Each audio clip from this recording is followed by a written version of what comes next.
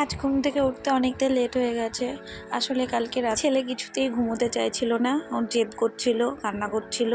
যাই হোক, ওকে ঘুম পাড়াতে পাড়াতে আমার নিজের ঘুমোতে ঘুমোতে মোটামুটি 2টো বেজেছে। ওই জন্য আমি সকালে ঘুম থেকে উঠতে পারিনি। তো যাই হোক, কাজ তো সারতেই হবে সকালে। তো এই দেখো, আমি বিছানা গোছাতে শুরু করে দিয়েছি। আর আজ আরেকটু তাড়াহুড়ো এই কারণেই আছে, আজ আমার আর মায়ের একটু বেরোনোর কথা আছে। এই পাশের একটা গ্রামেই যাব। আমাদের বাড়ি তো গ্রামেই, তোমরা জানো।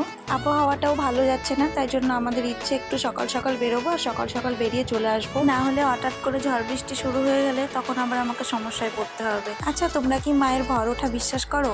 আমরা কিন্তু বিশ্বাস করি, জানো। আর বিশ্বাস করি বলেই সেই জন্য আমরা আজকে ওখানেই যাচ্ছি। তোমাদেরকে দেখাবো, হয়তো পুরো ক্লিপ তোমাদের দেখাতে পারবো না, সবাই ক্যামেরাতে কমফোর্টেবল নাও হতে পারে। আর আমি চাইও না এই জিনিসগুলো দেখাতে। তো যাই হোক, তোমাদের সাথে কথা বলতে বলতে দেখো আমি রান্নাঘরে চলে এসেছি।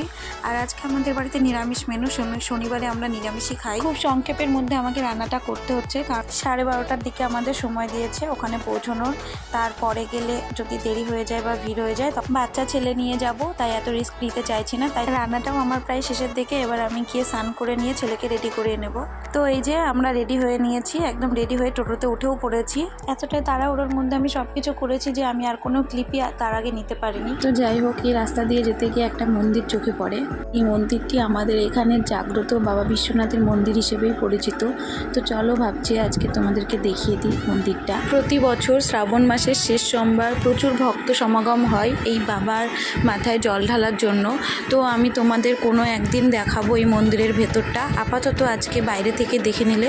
আর এই দেখো, আমরা আমাদের গন্তব্যে চলে এসেছি। আর এখানে এসেই ছেলেকে নিয়ে খেলতে শুরু করে দিয়েছি। অ্যাকচুয়ালি ওকে এন্টারটেন করতে হবে, না হলে ও আমাদের জ্বালিয়ে খাবে। আর তোমাদের বলছিলাম না আবহাওয়াটার অবস্থা, এই দেখো, এক্ষুনি রোদ এক্ষুনি বৃষ্টি।